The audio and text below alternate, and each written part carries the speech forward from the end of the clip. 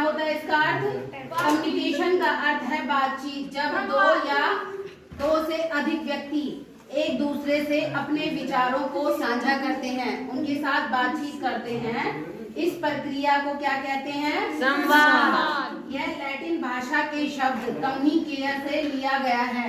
तो ये तुम्हारे शॉर्ट क्वेश्चन में भी आ सकता है कि ये कम्युनिकेशन शब्द कहाँ से लिया गया है?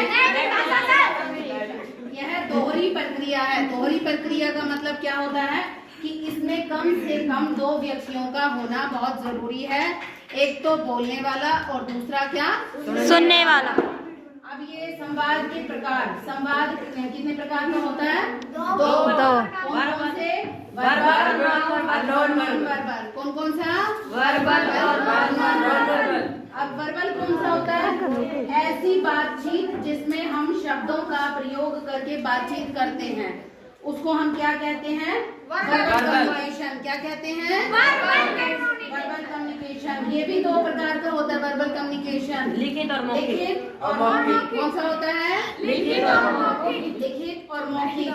लिखित में कौन कौन से आ जाते हैं? पत्र, अखबार, ईमेल, मैसेज, व्हाट्सएप, पत्रिका, नोटिस और किताब भी आ जाएगी। Yes ma'am. बुक भी लिखित में आ जाएगी। और मौखिक में रेडियो, टीवी, फोन और मुंह के द्वारा फेस टू फेस जब हम बैठकर किसी से बातचीत करते हैं तो वो किस में आएगी? मौखिक, यानी वर्बल कम्युनिकेशन के मौखिक रूप में आएगी। नॉन वर्बल कम्युनिकेशन, ऐसी बातचीत जिसमें हम शब्दों का प्रयोग नहीं करते, उसे हम क्या कहते हैं? Non verbal communication. क्या कहते हैं? क्या कहते हैं? नॉन वर्बल कम्युनिकेशन के प्रकार कितने प्रकार के होते हैं? पहला है फेशियल एक्सप्रेशन।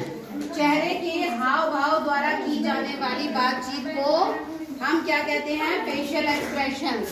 ठीक है। दूसरा है बॉडी लैंग्वेज।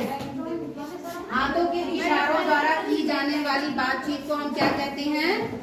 Body language. तीसरा है पोस्चर।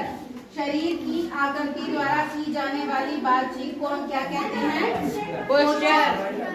जैसे घुटनों पर बैठ जाना, ये क्या प्रदर्शित करता है कि या तो व्यक्ति थक गया है या हार गया है। चौथा है टच, यानी स्पर्श। तो किसी बच्चे को हम छूकर आशीर्वाद देते हैं या शाबाशी देते हैं, तो वो भी एक तरह की बातचीत है। तो ये भी किसमें आती है? टच में। पांचवा है आई कॉन्टैक्ट, आंखों द्वारा की जाने वाली बातचीत।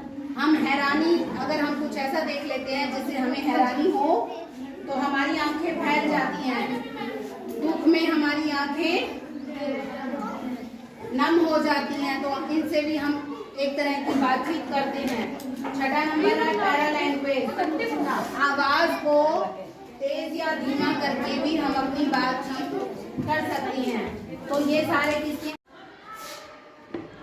इसके बाद नॉन वर्बल कम्युनिकेशन में ही एक आता है विजुअल कम्युनिकेशन। विजुअल कम्युनिकेशन क्या होता है? दृश्यक संवाद। दृश्यक संवाद, किसी भी दृश्य या चित्र को देखकर बातचीत समझ लेना दृश्यक संवाद कहलाता है। इसको हम ऐसे समझेंगे, जैसे ये चित्र है, सिगरेट बनी हुई है और उस पर क्रॉस बना हुआ है। इसका मतलब है कि आग जलाना या धूम्रपान करना मना है। तो हम पेट्रोल पंप पे पेट्रोल वगैरह डलवाने के लिए गाड़ी में जाते हैं, तो वहाँ पर इस तरह का चित्र बना हुआ होता है। तो इसका मतलब होता है कि वहाँ पर हम आग नहीं जला सकते, है ना। तो वहाँ पर कोई हमें बताता नहीं है कि आग नहीं जला सकते, हम इस चित्र को देखकर समझ जाते हैं। या पर दूसरा आता है रेलवे की पटरी, अगर जाम होती है तो वहाँ पर इस तरह का चित्र बना होता है। तो वहाँ कोई हमें ये बताता नहीं है कि आगे रेलवे की फाटक है या पटरी है, लेकिन हम इस चित्र को देखकर समझ जाते हैं कि आगे रेलवे का फाटक है या पटरी है। तो हम अपनी स्पीड को हमें स्लो कर लेते हैं। चाहिए। तीसरा ये रेड लाइट।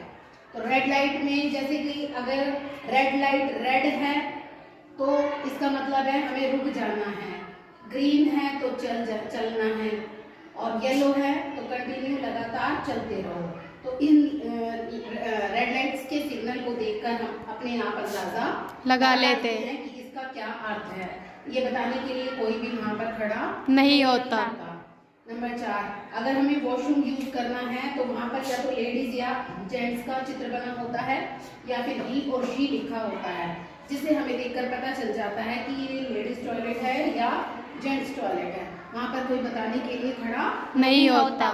नंबर 5, कहीं पर इस तरह का निशान बना होता है तो इसका मतलब होता है कि आगे रोड क्या है, स्लिपरी, फिसलने वाला रोड है।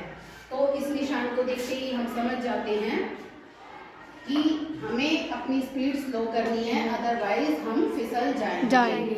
या फिर अगर ऐसे लिखा होता है 40 किलोमीटर पर आवर, अगर ऐसा कुछ लिखा होता है या 60 किलोमीटर पर आवर, तो अगर ऐसा लिखा हुआ किसी बोर्ड पे हम देखते हैं तो इसका मतलब होता है कि हमें अपने व्हीकल की स्पीड इतनी रखनी है। अगर इससे ज़्यादा हम करेंगे तो हमारे ऊपर चालान कर सकता है। तो ये बताने के लिए कोई भी वहाँ पर खड़ा नहीं होगा, लेकिन वहाँ बोर्ड लगा हुआ है जिसको देख के हम अंदाजा लगा सकते हैं। तो ये भी एक बातचीत का प्रकार है और ये किस में आता है, विजुअल कम्युनिकेशन, हिंदी में कहते हैं दृश्य संवाद। तो समझ आ गया? Yes ma'am. ठीक है, थैंक यू।